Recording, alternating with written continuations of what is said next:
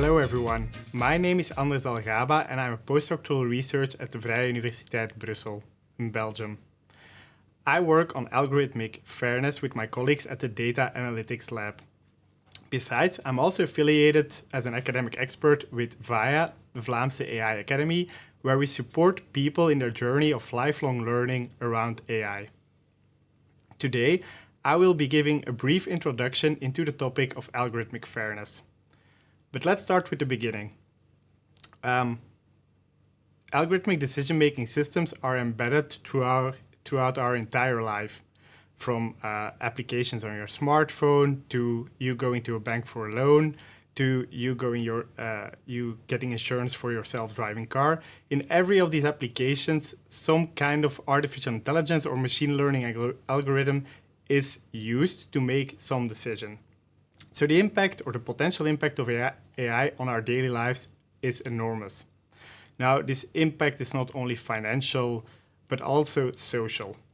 So the social impact of AI is increasing at a rapid pace.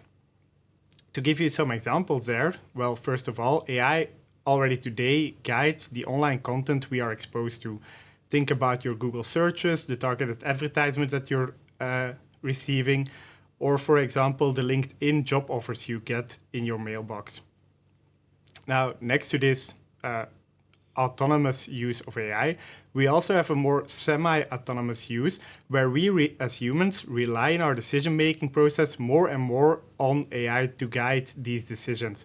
Think, for example, on the famous Compass case where judges receive algorithmic scores to decide whether or not a defendant should be released on bail. Then finally, decisions are also today already being autonomously made by AI. Think about granting a mortgage, for example. If you go to an online bank, you give your information to an algorithm and the algorithm decides whether or not you are eligible for a loan and how much rent you have to pay on this loan. So already today, AI already plays a crucial role in our success, happiness, and well-being for non-trivial decisions. Now, while the use of AI is, of course, good in many cases because it automates a lot of the boring stuff and also its performance is almost at a near human level or even at a better than a human level, it can still be unfair. To give you some straight examples here, well, experiments have showed that, for example, on LinkedIn, significantly fewer women than men were shown online advertisements promising them to get more high-paying jobs. So we see here that distributions of the decisions were unequal. Some groups, in this case males, received other types better advertisements than females. Second example, not per se about the distribution of the advertisements, but something else. We see that, for example, black defendants got on average twice more times misclassified with the Compen score than their white defendants. So here we see that while maybe the distribution of the decisions were somewhat equal, the errors or the misclassifications were unequal. And then finally, besides these kind of decisions, we also see in the housing market or the mortgage algorithms, for example, in the US, that they have been discriminatory toward Latino and African Americans. Now, what I'm trying to say with these examples is that good performance of this algorithm does not imply fairness. Here we see just an illustration where we have two classifiers with 5% average error. But we see that in one of the classifiers, the errors are random, scattered around the place, while in the other algorithm, which is as good as the other algorithm performance-wise, the errors are more systematic.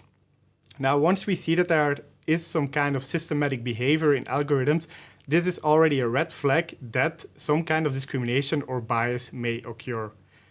Throughout this presentation, I will try to give you some introduction in how to detect and mitigate these biases. Now, we're talking about biases, fairness, discrimination, but then the question becomes discrimination against whom? Because at its core, machine learning and decision-making algorithms should discriminate to some degree, otherwise we cannot make any decisions. Now the question becomes, when is discrimination not a desirable thing? Well, to give you some example from a US context, well, there are legally what we call protected features. These are features where we have decided by law, but also morally, that we should not discriminate based on these features. We should not give people not a loan because of their religion or their familial status or their veteran status and so on and so on. Also in the EU, for example, in an insurance law, we cannot discriminate on price between genders. Now, throughout the examples, you have seen that, for example, black defendants are more likely to be misclassified as a recidivism risk compared to white defendants. Now, the thing is that this is a so-called allocative harm. This means that some people do not get the same opportunity or resources as a certain group of other people. Besides this allocative harm, where you don't get access or more difficult access to some kind of opportunities or resources, we also have representational harms. Here, certain people or groups of people are stigmatized or stereotyped. So what we see here is that they may even be kind of invisible to some algorithms. Now, to show you also that I did not cherry pick the previous examples, if you just Google algorithmic fairness or algorithmic discrimination, you get a bunch of other examples through your searches, and here are some of them. Some of them you've probably seen already in the popular press in the previous decade. So it's also not a new problem. It's actually a problem which, well, has been existing for quite some years. Now, as it has been existing for quite some years, people have also started to do research on this topic of algorithmic discrimination. And as you see, this is already quite an old cartoon. It stops in 2017, but well, the trend is still quite the same up until this year of 2023. So what we actually see is that with the rise of the deployment of these algorithms, also the research on fairness in these automated decision-making systems is rising. Now, as a consequence, it's more difficult to enter the field because there's so many papers out there, so many resources that you don't really have an idea where to start. That's also why I will try to give you a brief overview of the field without going into too much detail into one particular kind of fairness. As you'll see, there's plenty of definitions of what fairness is, and we'll actually see that fairness is most of the times a context-specific definition. So let's start with the standard approach in the literature today. This is also the only equation that you'll see throughout my slides. And it's quite a dense slide, but let's walk through it. So let me start by saying again that there exist many output-based notions of fairness with a focus on equality of outcome. Now, what do I mean with output-based? With output-based, I mean that we will assess the fairness of an algorithm based on the predictions of the algorithm. We will take a look at the predictions for several groups of people, and we'll then compare these outputs. And that's how we'll assess the fairness of a system. Now, you see that we look at the outcome of the system and therefore also focus on the equality of outcome. This is also what's mostly being done today. Toward the end of my presentation, I'll also give you some insights into different kinds of approaches. But let's start with the most popular one today. So say that we have a model M, or an algorithm, which is M, and it receives some inputs, features X, and features, you can think about this as characteristics of a person. Say in a job hiring application, we have a model which has to decide whether a candidate should get invited for an interview, yes or no. Well, the features can then be, for example, the intelligence of a person, the perseverance of a person, the loyalty of a person, and so on and so on. Then we also have the sensitive attributes or the protected features of this person. Going back a few slides, I've shown you that there's often morally or legally protected features such as gender, age, and so on and so on. These can also be part of the input of the algorithm. And then finally, we have the output Y, also called the ground truth. The ground truth means the outcome that the machine should predict. Now, we'll get into more detail into this ground truth later, but there's also some potential problems there because ground truth is often labeled by human beings. So, for example, again, in the job hiring application, the ground truth, whether someone is suitable for a job, yes or no, will be a historical record of previous decisions made by human beings. Now, once the algorithm has been trained and we have a model, this model will get the inputs X and A and will then make decisions. And these decisions or these predictions are labeled Y hat. The hat is to indicate that it's a prediction of the ground truth. Now, when does Y hat or when do these predictions become discriminatory? Well, we call them discriminatory if they differentiate people based on legally or morally protected features A, such as gender, age, or ethnicity. Now, a remark or something which you may be thinking right now is, well, this A, you included in your model, so of course the decisions are going to be based on the protected features. And you're right, this will most probably be the case. Therefore, we also make a distinction between what we call direct discrimination.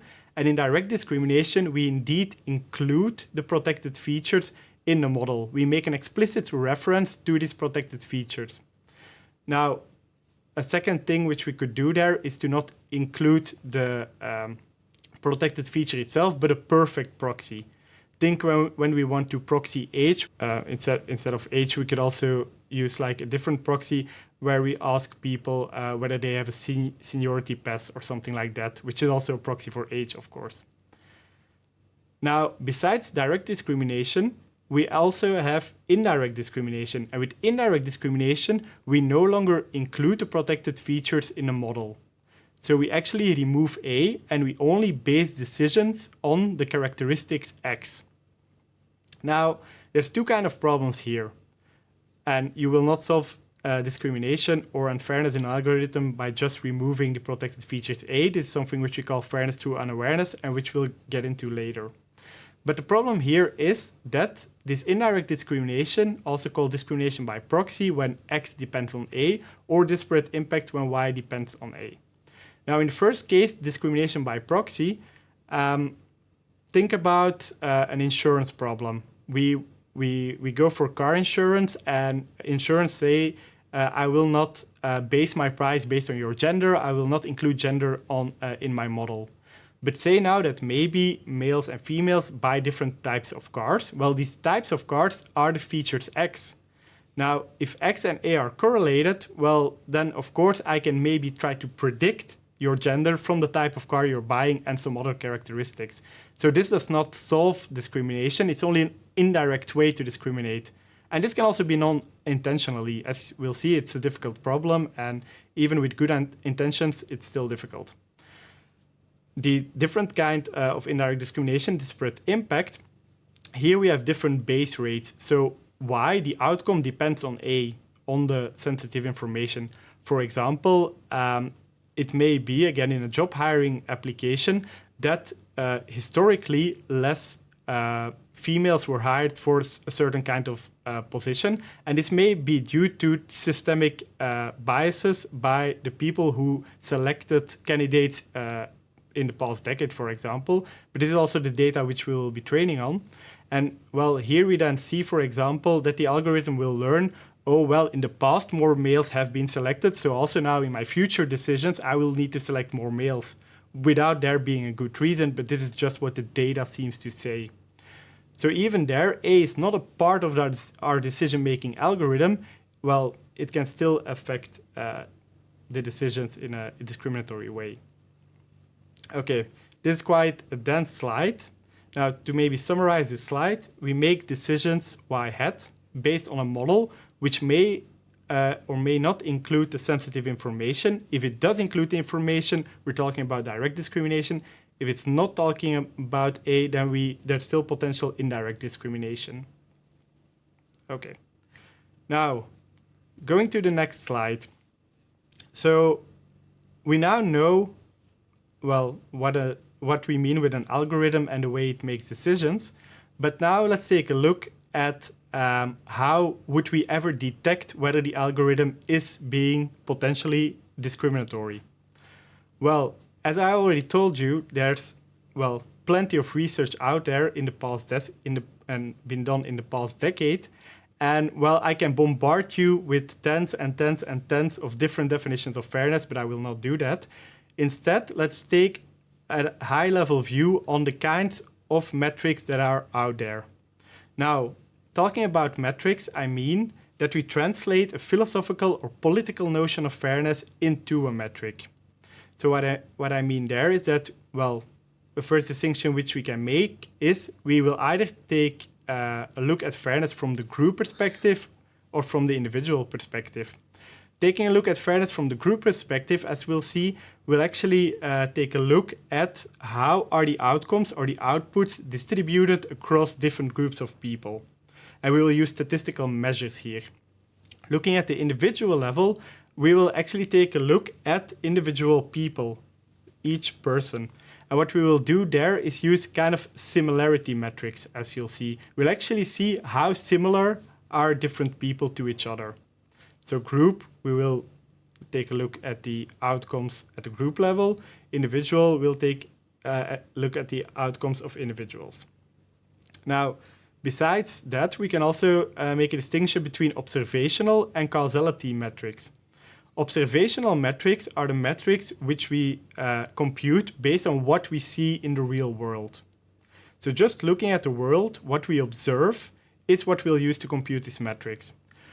On the other hand, we can also introduce some so-called causal assumptions. I'll get into more detail what that exactly is, but the idea there is that we don't take the world as we see it, but we'll take the world as we see it, and then we also enrich this information with our own prior knowledge on how we believe that the world is working. Okay, so 4 categories. Let's delve into each of them. And the first one is the most popular one. And it are the group fairness parity metrics. So it's at the group level. We will actually compare outputs across different groups of people, males and females in this case, and we will work at the observational level. So we will just take input as we observe it. And the first type of metric here, and there's many, again, there's about 20 or so which are commonly used, but I'll only discuss 2 for the sake of, well, brevity. It's an introduction. And the first one is what we call statistical parity or demographic parity, as you'll often encounter it. Now, demographic parity, what we want to achieve here is that the probability of a positive or equally a negative outcome is equal across all groups. So what you see here is that we have 5 females and 5 males applying for a job, and we will invite some candidates. But we see that in blue, 2 women, their ground truth is that they are suited for the job. So blue means these people are suited for the job, while in red, these people are not suited for the job. Now, of course, in real life, we don't know this, but during training, we do, if we have the ground truth. Why? Now, what we see here is that, well, we can select 2 females, but then we would only select 1 male. Now, the problem here is that males will not receive the same probability of a positive outcome as do females. So here we see now that 40% of women would get selected and only 20% of males. And so to correct for this, we will also select 40% of the best males, which are, again, 2 candidates. Now, why would you want to do this? Well, the ground truth may be biased. For example, it may be that historically fewer males than females were selected for an interview, but this may be due to unjust biases in the past. So that's when you would use demographic parity to correct for historical biases, for example, if you don't believe that the ground truth is correct. You will then correct for this by selecting as much people from each group. A second type of metrics is equalized odds, where with demographic parity or statistical parity, we care about the absolute decisions of the algorithms, so say the probability of the positive outcome. Here we care about the mistakes of the algorithms or the error rates. So what we actually want to do here is to ensure that the algorithm does not systematically make more mistakes for one group compared to the other. As a consequence, it may be that we do not select some very suitable candidates for the job, as you see here in the example, where both a suitable male and female, indicated in blue, are not selected for the interview. Now, to give you some idea here about which measure you should choose when, I have two concrete applications. One is an algorithm where we want to detect if a person is having a heart attack, and a second is where the algorithm needs to predict the suitability of a candidate for a certain job. Now, in the first algorithm with the heart attack, we actually see that there is a higher false negative rate for women, meaning that the algorithm does not detect as good as for males when a woman is having a heart attack. So it may actually say, oh, you're not having a heart attack, and then 5 minutes later, well, the algorithm was wrong, which is a grave mistake. Now, what you see in the other algorithm is that women are less likely to be predicted as a suitable candidate. So we see here, to a various degree, that there's some differences in these algorithms. With the heart attack algorithm, we see that the mistake is enormous costly, whereas the second algorithm, while getting a job may be life-changing, we see that here there's no problem with the errors, but that women do not have an equal probability of getting selected compared to males.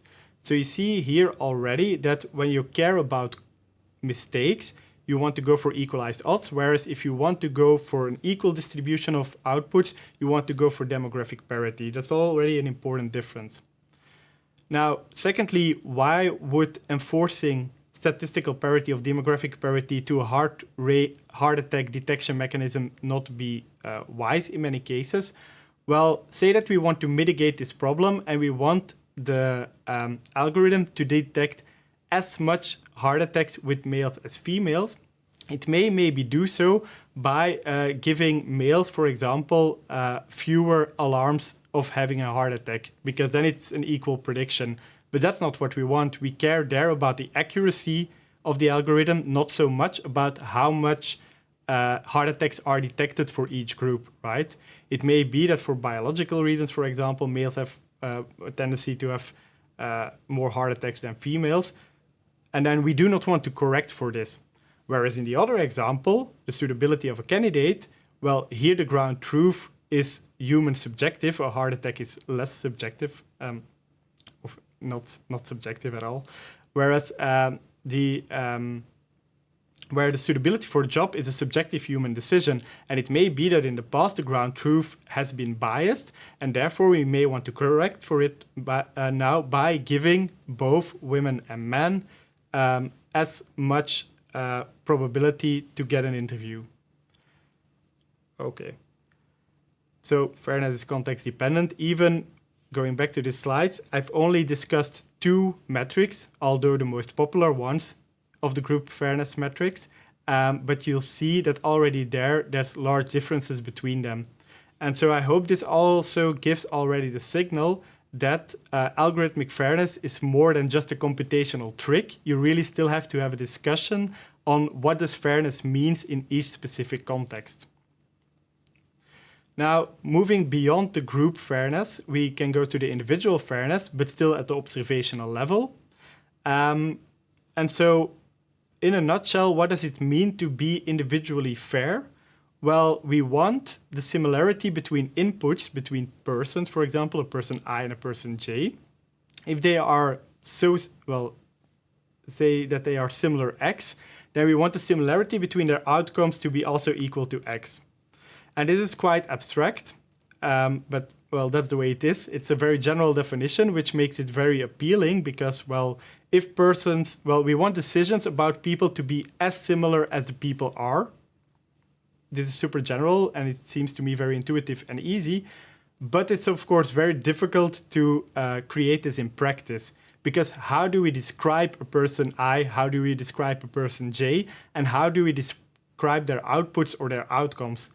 And then even if we could do that, if we could describe a person just in numbers and an outcome just in numbers, how do we measure the similarity between these persons and outcomes? This is an enormously difficult exercise, and therefore this individual fairness notion is not used that much in practice. Now, then we move on from observational to causality. And I will discuss the individual and group causal metrics just in one slide, because the group causal metrics resemble the normal causal metrics, but just with some causality added to it. Now, maybe first to causality. If you look at the figure, we have a protected attribute A, we have a feature X, we have an unobserved component U, and we have an outcome Y. Now, U are just all of the variables which are not in our model. Let's ignore them for now. But what we see is that the sensitive attribute A affects the feature X, which in turn affects the feature Y. This is our so-called causal model of reality. So this is what we will now add to our analysis. We say we do not take the world as is, as we observe it. We will actually add some information that we believe we have on how the world works. To give you some example, A can, for example, be gender, X can be the type of car that you buy, and Y can be the probability that you will have an accident in the next year. Now, here we assume that gender A does not have a direct relation to the probability that you will have an accident. This is an assumption I make, a simplifying one, but let's just go with it for now. But say that we do say that gender has an effect on the type of car that you buy, and that the type of car you buy has an effect on the probability that you will have an accident in the next year.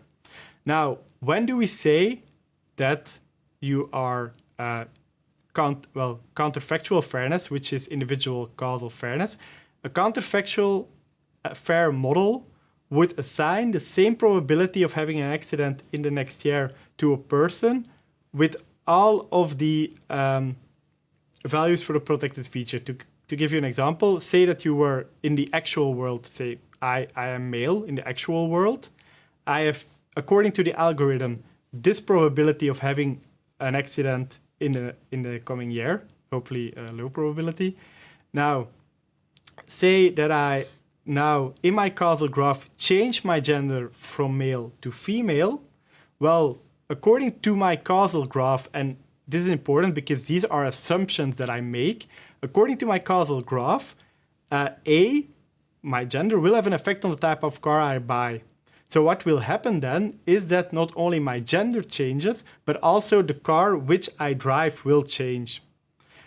And now this new person, the counterfactual me, this is me in the counterfactual world, again goes through the algorithm, and I receive again a probability. Now the model will be counterfactually fair if the probability of having an accident is the same in the actual world where I am male as in the counterfactual world where I am female, with all of the consequences, say that I buy a different car and so on and so on. This is in a nutshell what we call counterfactually fair.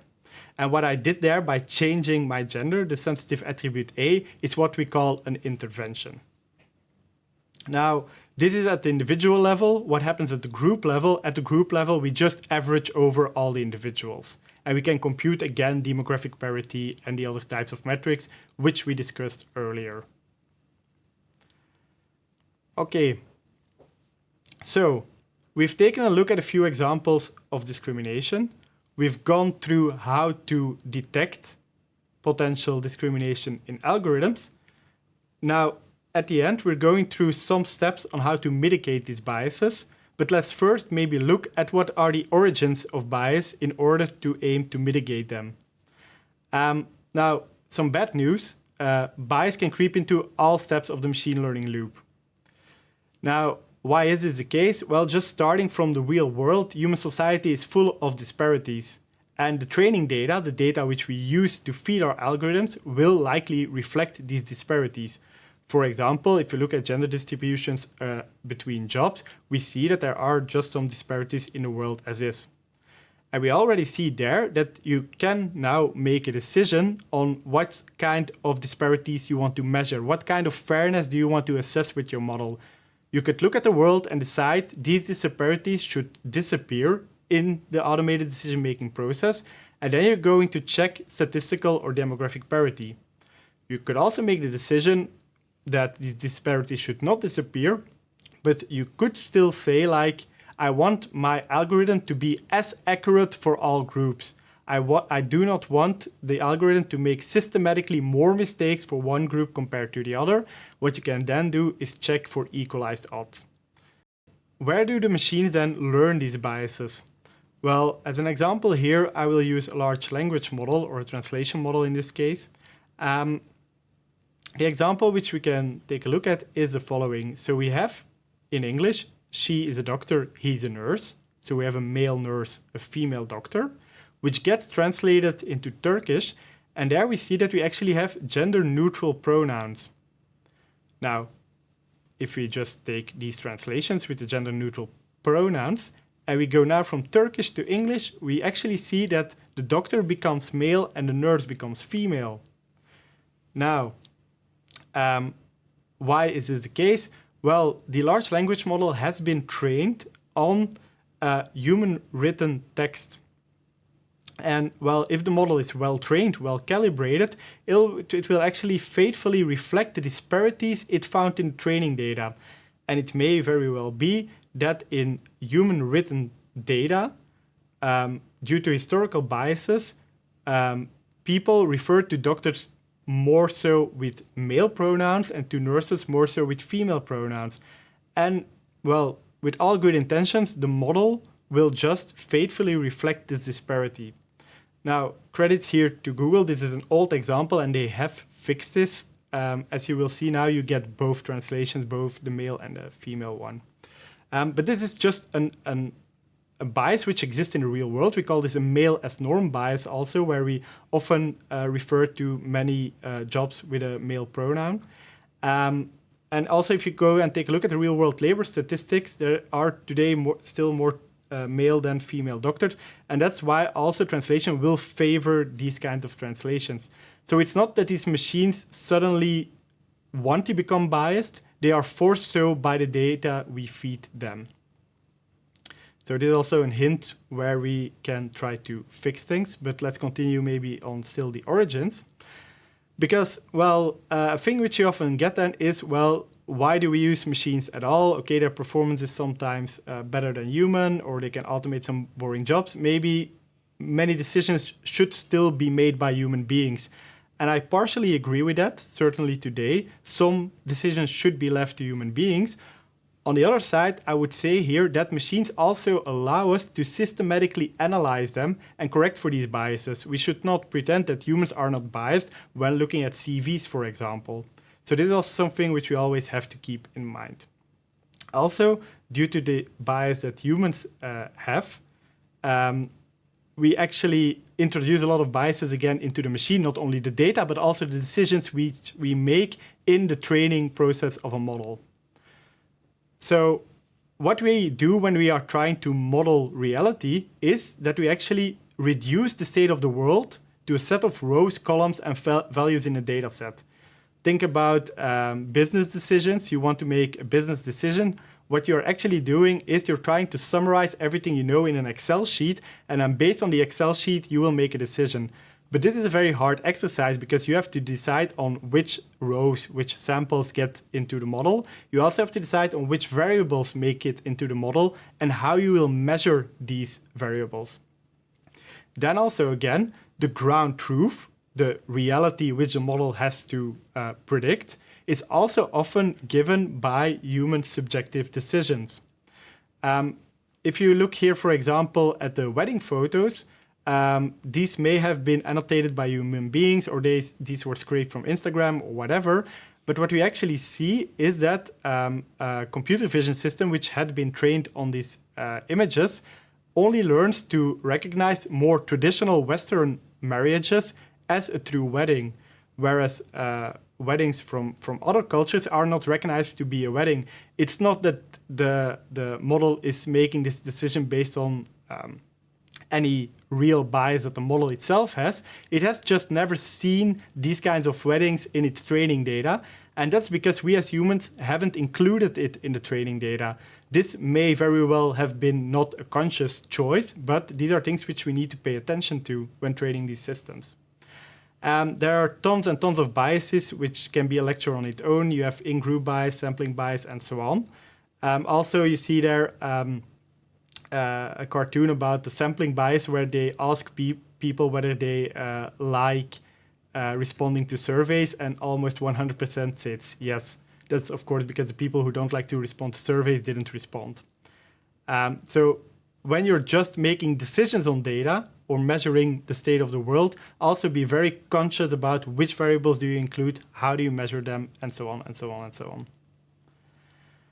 To give you a small example here, job hiring application, I already talked about it a few minutes ago.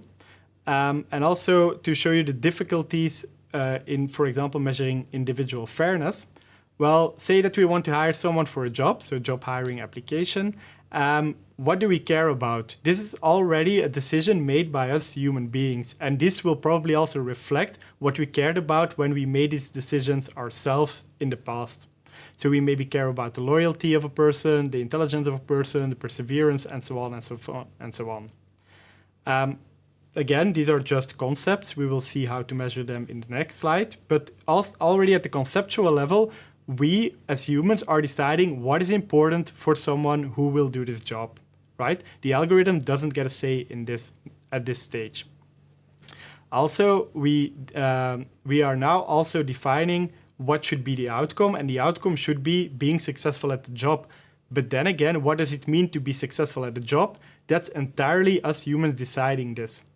And so I hope you see that already at this stage, biases can be introduced by selecting attributes and outcomes which are subject to subjectivity, historical biases, and or cultural differences. Now, that was just at conceptual level. Of course, we cannot just use concepts. We have to translate this into a language which the machines understand, and this is often numbers. So we will use proxy variables to measure these unobservables. And for example, loyalty, we can take a look at, on average, how long a person stays with previous employers. We can also take a look at the highest degree that a person obtained in school to measure intelligence. And we can use, for example, a standardized personality test to test someone's perseverance. But all of these things have been decided by human beings, and you could have a lengthy discussion about each of these measurement techniques for that concept. Like, is a degree really a good measure for intelligence? Well, maybe for some kinds of intelligence. And then looking at the ground truth, well, the ground truth being successful at the job, maybe the best measure we have is to use the performance scores of previous employers, but employees, I mean. But of course, here again, these scores have been given by their managers, which themselves may have been biased. So again, the ground truth, it's maybe, well, not really a truth.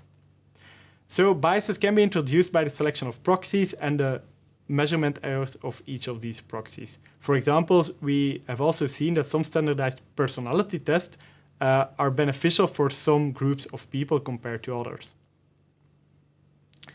Now, let's, before we conclude, move to the last part where we'll discuss some mitigation strategies.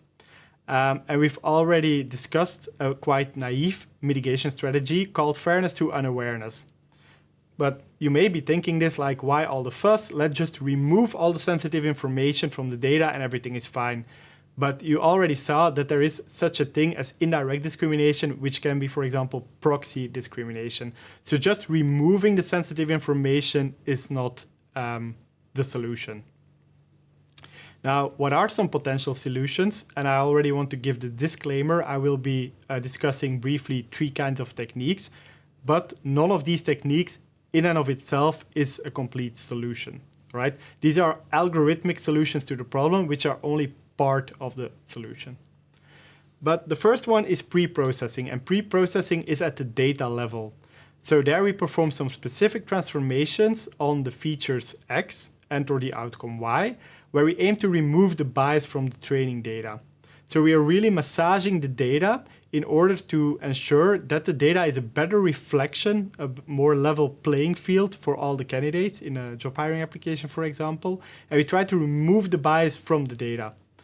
The thing is that this is the most flexible part of the data science pipeline because, well, we make no assumptions with respect to the modeling technique and so on. We're just working on the data level.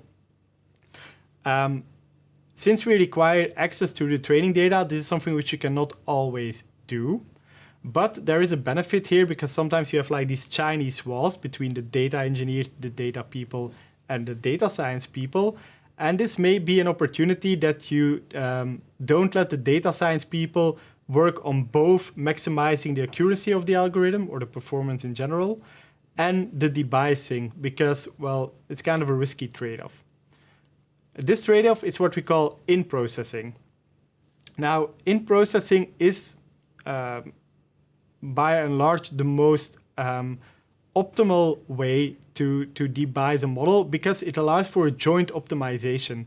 If you do pre-processing, you may throw away a lot of valuable information in your debiasing, whereas if you do a joint optimization of performance and fairness, well, you may actually achieve the best result on multiple metrics in one shot.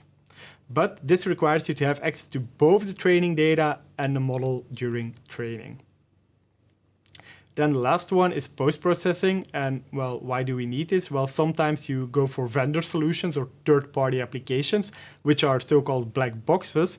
But even in these black box scenarios, you can still try, well, first to detect whether black boxes are discriminatory, and then you may decide not to use them in your own solutions that you're building. Or you can do some post-processing where you use the predictions and the information that you have on people to debias the decisions made by the black box by applying, again, some transformations.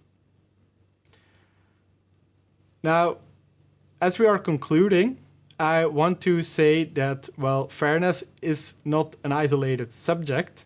There are many connections with other research areas. For example, to privacy, because sensitive information is also often information which, well, is very private to people. If we talk about sexual orientation, religion, and so on and so on, these are information which we may not want to share. But again, if you want to, for example, measure whether you are being discriminatory, we have seen that with many techniques, you actually need access to this data. So you have a privacy fairness trade-off. And we'll see that many of these things which are interlinked actually have these kind of trade-offs. But there's also some synergies, for example, between fairness and transparency. Because, and also in the beginning, I alluded to this, that, well, we will take a look at output-based metrics and what is being done in the literature today. But I also want to close off with a different perspective. And that is a transparency perspective on fairness, where we talk about something called procedural justice. So throughout my talk, we have actually seen that we focus on outputs and on metrics computed on these outputs. Now, this implicitly assumes that the fairness of an algorithm can be reduced to the fairness of its outcomes, that if the outcomes are fair, according to whichever definition you use, then the entire model is fair. Well, a different perspective stemming from philosophy is that we can also take a look at procedural justice, or what is the procedure doing. Now, to give you an example here, think about the coin toss at the start of a football game. We will never have an equality of outcome here because, well, either team 1 or team 2 has to start the game, right? And we have a coin toss, which is a single shot decision. But before the outcome is reached, we actually agree upon the procedure on how the decision will be made. And actually, research suggests that this kind of procedural fairness also seems to have some intrinsic value. If we have transparency around the process on how decisions are reached, we can actually often live better with the outcomes, even though the outcomes are maybe unequally distributed, as long as we agree upon how the decision was made. So that's maybe a link which you can also take into consideration when you watch maybe other videos on explainability or transparency in AI, that these can also be part of the fairness approach. To give you like maybe a visual to remember this better, here you have a dinosaur, which you will probably remember. It's also called, I believe, Datasaurus. And Datasaurus, all of these graphs actually show points which have the same mean, median, standard deviation, and correlation. So looking at the metrics, and let's say the output metrics, all of these things are the same. But if we actually take a look at what is really happening under the hood, we see that all of these points actually show a very different picture. And therefore, maybe it's worth to not only focus on the outcomes, but also focus on what is actually happening under the hood and how are the outcomes generated, which is also a very important part of fairness. So, to conclude, some take-home messages. First, there is no smoking gun. If you were hoping in this video to get your single-shot solution to fairness, I'm afraid it does not exist, or at least I don't know it. So it's a difficult exercise. There's different kind of fairness. You have to discuss with your team, everyone involved, legal, data science, and so on, like what is fair. You have to define it, you have to measure it, and then you can mitigate it algorithmically. But I also want to state again that algorithmic mitigation is no replacement for long-term policy. We have seen that most biases are introduced through the collection of data, through how algorithms are constructed, which concepts are used, and also with the ground truth, which is often subject to human decisions. So I want to thank you for watching this video, and I hope you enjoyed it.